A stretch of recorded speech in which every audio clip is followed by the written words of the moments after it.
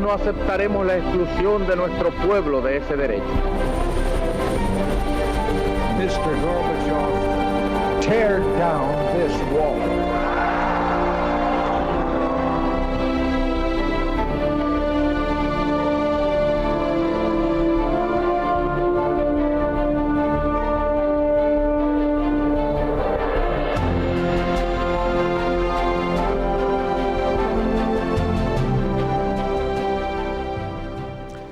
Buenas noches, señoras, caballeros, bienvenidos a Tiempos Modernos. La semana pasada abordábamos una de las grandes gestas militares de las armas españolas, que fue la batalla de Krasnivor, librada por la División Azul en el frente ruso durante la Segunda Guerra Mundial. Fue la primera parte, hoy haremos la segunda, seguiremos hablando de Krasnivor, de lo que pasó allí y terminaremos contando, bueno, cómo acabó aquella historia de la División Azul. Un vídeo para ponernos en contexto y empezamos.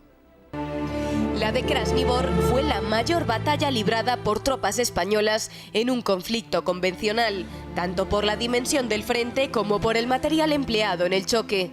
La División Azul hizo frente a una fuerza muy superior y frustró el intento ruso de romper el cerco de Leningrado. Aquellos 6.000 soldados que lograron detener una ofensiva soviética de 44.000 hombres y 100 carros de combate escribieron una hazaña imposible. Los partes escritos de los oficiales, recogidos después y ordenados recientemente por el general Fontenla, describen una atmósfera aterradora de hielo, barro y fuego. Baste decir que en aquellas jornadas se consumió más munición que en toda la Guerra Civil Española. La resistencia de la División Azul permitió al Eje mantener el cerco sobre Leningrado. No habría aquí una derrota como la que en el lado opuesto del frente acababan de sufrir los alemanes de Stalingrado.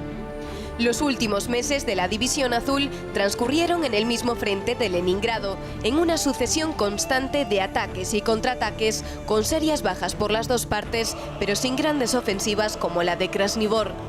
Finalmente, el 12 de octubre de 1943, Franco firmaba la orden de retirada de la división. Las nuevas circunstancias de la política internacional aconsejaban tomar distancias con el Eje y, por otro lado, nadie podría reprochar a los españoles no haber dejado bien alto el pabellón. De los más de 45.500 hombres que habrían llegado a formar en sus filas, 4.954 cayeron muertos, 8.700 heridos, con más de 2.000 mutilados y 372 quedaron presos en Rusia. La aventura de la División Azul terminaba, pero comenzaban entonces dos epopeyas diferentes. Una, la de los presos que permanecerían en los campos de concentración de Rusia hasta 1954. La otra, la de los españoles que volvieron al frente europeo, alrededor de 3.000 hombres, para combatir hasta el final junto al Tercer Reich. Pero estas son otras historias que también contaremos en Tiempos Modernos.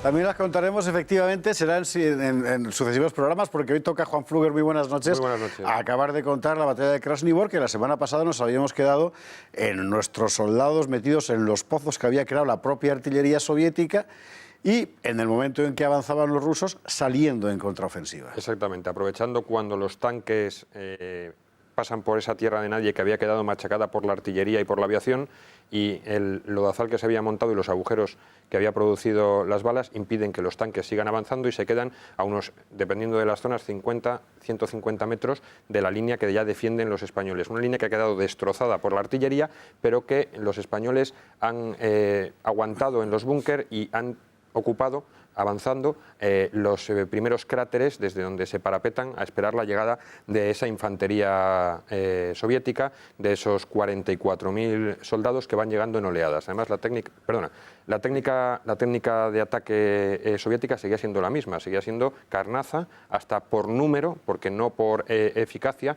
no por técnica, por número, intentar copar al enemigo. Estamos hablando de una línea, la española, que había quedado completamente rota, donde en cada posición había corrido una suerte distinta. Unos habían sido machacados, otros habían conseguido retirarse un poco para luego poder volver a avanzar. Unos aguantarán muy bien la ofensiva del enemigo, otros sucumbirán, aún otros conseguirán incluso superar al enemigo. Es absolutamente caótico, es un caos de hielo, fuego. Es un caos y además queda a la suerte de quién queda al mando en cada una de los pequeños grupos de españoles, porque ya no se puede hablar de unidades, se habla de grupos que cada uno de ellos pues al mando generalmente de tenientes, algunos casos de sargentos y en el mejor de los casos de capitanes, pues aguantan la posición. La forma de interpretar la batalla de estos que quedan al mando dentro de cada uno de esos grupos de españoles es la que condiciona la suerte de cada uno de ellos. Hay quienes aguantan hasta que el enemigo está muy cerca y en ese momento usan primero las ametralladoras, después la fusilería y las pocas granadas que les quedan, y hay otros que lo que deciden es avanzar, salir y tomar la iniciativa. Esos son los que precisamente, como bien decías, llegan a romper la línea de ataque soviética y llega un momento en que tienen que volver a retroceder a ocupar sus posiciones, pero muchos de ellos salvan la vida precisamente por ese factor sorpresa que no se esperaban en ningún momento el ejército comunista que podía producirse. Y como bien decías, en todos los testimonios de personas que estuvieron en la batalla de Krasnivor, de voluntarios españoles en Rusia, coinciden en lo mismo. Todos ellos usan palabras como lo más parecido al infierno, aquello era, alguno incluso lo compara, ¿no?, con escenas del Apocalipsis. La sensación que tienen es como que para ellos ha acabado su vida y tienen la libertad total y absoluta para mostrarse como héroes o como cobardes. Y en este caso, los españoles, y el reconocimiento unánime internacional es así, se mostraron como valientes. A la división le quedaba todavía por vivir unos cuantos meses, esto estamos hablando de febrero del 43, para entonces Stalingrado ya se había consumado, los alemanes habían perdido, por el sur del frente, el lejanísimo sur, se había roto la línea alemana, en Leningrado, sin embargo, permanecería la división con otras muchas unidades y ahí se mantendría el frente relativamente estable. A partir de este momento, ya sin grandes batallas, pero con algo que es quizá mucho peor, que es todos los días una pelea permanente de trincheras. Exactamente, se convierte en una guerra de posiciones. Lo que había pasado durante la Primera Guerra Mundial, a partir sobre todo de 1915-16, que se establecen los frentes, ya no hay grandes ofensivas, bueno, hay grandes ataques y contraataques, pero no estamos en las grandes batallas, pues esto ocurre aquí a menor escala, pero con más material bélico, con material mucho más mortífero y sobre todo con más experiencia de combate. Los datos que hay más o menos para ese periodo que nos va desde febrero del 43 hasta octubre del 43, cuando ya es la retirada de la División Azul, son muy significativos, porque baja considerablemente el número de muertos, pero aumenta mucho el número de heridos y mutilados. ¿Por qué? Pues porque ese combate continuo no da lugar a grandes mortandades, pero sí a un continuo chorreo de heridos en combate. Tampoco hay apenas prisioneros de ese periodo, todos los prisioneros son de las grandes ofensivas. Es curioso también el tema de los prisioneros y la División Azul. La División Azul tuvo muy poquitos prisioneros. 372 quedan de 44.000 hombres. Una vez, sí, y contrasta mucho con los casi 5.000 muertos y con los más de 8.000 heridos. ¿Por qué ocurre esto? Porque la División Azul no se conoce, no hay documentado un solo hecho de rendición de los soldados españoles en el frente soviético. Muy interesante. Luchaban hasta el final, hasta que se quedaban sin armas, pasa en varios puntos de defensa de Krasnivor, se quedan sin municiones y los rusos entran en avalancha y los cogen presos.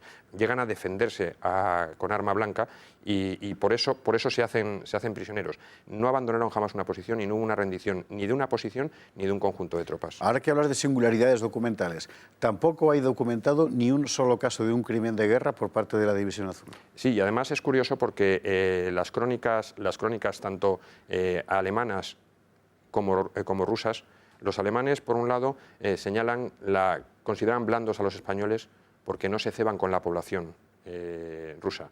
Todo lo contrario, había cierta camaradería con los rusos que les tocan en sus sectores. Jamás hubo un caso de denuncia ni de violación, ni de robo, ni de agresión, absolutamente nada. Y los rusos, por su lado, documentan perfectamente que los soldados españoles tienen un comportamiento total y absolutamente humano con las poblaciones autóctonas, cosa que también les molesta porque no pueden usar la batalla de la propaganda contra ellos. Claro, conviene recordar que los españoles que van allí no van a una operación de aniquilación de la población civil, sino que van a un ideal, que es el combate contra el comunismo, que es lo que les mueve desde el principio, que hemos repetido numerosas veces. Quedan 10 meses para que incluso menos, para que la división se marche, porque es el 12 de octubre del 43 cuando el escenario internacional cambia de tal forma, empezando por el escenario de la política internacional española, que Franco decide sacarlos de allí. Sí, hay dos cuestiones que marcan la pauta, ¿no? En primer lugar, son las presiones que está teniendo el gobierno de Franco, sobre todo por parte de Inglaterra, con quien todavía está negociando determinados suministros que había recibido durante la Guerra Civil, y sobre todo el giro de política para intentar romper el aislacionismo al que estaba sometida España. Por otro lado, el gobierno francés también influye considerablemente, y estamos hablando del gobierno francés de Vichy. El mariscal Pétain también toma la decisión de empezar a repatriar tropas, a mandar relevos en menor número de los que va retirando, ¿no? Eso es significativo. Y por otro lado tenemos la sustitución, entra Jordana, sale Serrano Suñer, entra un casi aliadófilo como es Jordana. Hay que tener buenas relaciones como es Jordana con los ingleses, con los franceses, mientras que Serrano Suñer era el más claramente germanófilo, a pesar de lo que él explicó después. Bueno, las cuestiones, las memorias de Serrano Suñer son un poco selectivas, exculpatorias, sí, ¿no? Es verdad que él cumple en un momento en el que España está aislada, que él sea... No es casual que él sea, ni es una cuestión familiar, es porque el carácter que hacía falta, el talante y sobre todo el modelo ideológico que hacía falta era ese, pero llega un momento en que las relaciones internacionales cambian y entonces se necesita una apertura hacia quienes parecen que ya van ganando la guerra, ¿no? Y por otro lado, hay una sustitución militar, ¿no? Muñoz Grandes vuelve a España, y Esteban Infantes se hace cargo, y eso es justo después de la batalla de Krasnivor. Krasnivor es el cambio, se está produciendo el cambio, se están cambiando. Esteban Infantes, cuando ya se hace efectivamente al mando de la División Azul, estamos hablando de finales de febrero, principios de marzo del 43, ya va con el mandato de ir repatriando y retrasando unidades y no dando los relevos para ir reduciendo el número de personas que queden ahí. Todo tiene un sentido, y es que la Alemania de Hitler ya no es la clara vencedora de la guerra, la apertura de frentes se está multiplicando, el fracaso en Stalingrado de las unidades alemanas no logra caer Stalingrado, quizás la batalla con más bajas de la historia militar a nivel internacional. Todo eso hace que Franco tenga que tomar una decisión, y la decisión es clara, la decisión es volver a apostar a caballo ganador. A caballo ganador, que en este caso era una vez más el mismo, que es la apuesta fundamental de Franco todo el tiempo. Las cosas son así, por eso aguanto lo que aguanto en el poder. Y a partir de este momento, españoles volverán a Europa, algunos incluso de forma ilegal, para volver a formar junto con las tropas del Tercer Reich. Empieza la epopeya de la Legión Azul, entre otras cosas. En Rusia quedan 300 y pico prisioneros, de los cuales muchos morirán en condiciones horrorosas en los campos de concentración, y otros sobrevivirán. Sin embargo, llegarán a España finalmente en el 54. Contaremos todas esas historias aquí en Tiempos Modernos, tanto la aventura de los últimos de la Legión Azul, siempre tan controvertida, porque los datos son, en fin, complejos, como la de los presos. Es difícil porque además de la Legión Azul se encontró muy poco documentado en los archivos, tanto alemanes como en los soviéticos después de la caída del muro de Berlín. Por lo tanto, hay mucho de especulación y sobre todo hay mucho de memorias de miembros de esa unidad, que son memorias, como siempre, selectivas. De todo eso hablaremos aquí en Tiempos Modernos. Juan Fluker, muchísimas gracias. Gracias a ti, como siempre. Y a ustedes, muy buenas noches y hasta mañana.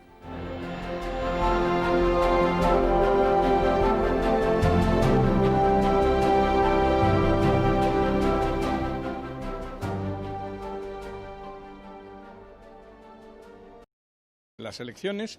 Dastis además recordó que España acaba de terminar su periodo como miembro no permanente del Consejo de Seguridad de Naciones Unidas, durante el cual situó la defensa de los derechos humanos en el centro de sus actividades, al tiempo que destacó la importancia que España otorga al empoderamiento de las mujeres en la esfera de los derechos humanos.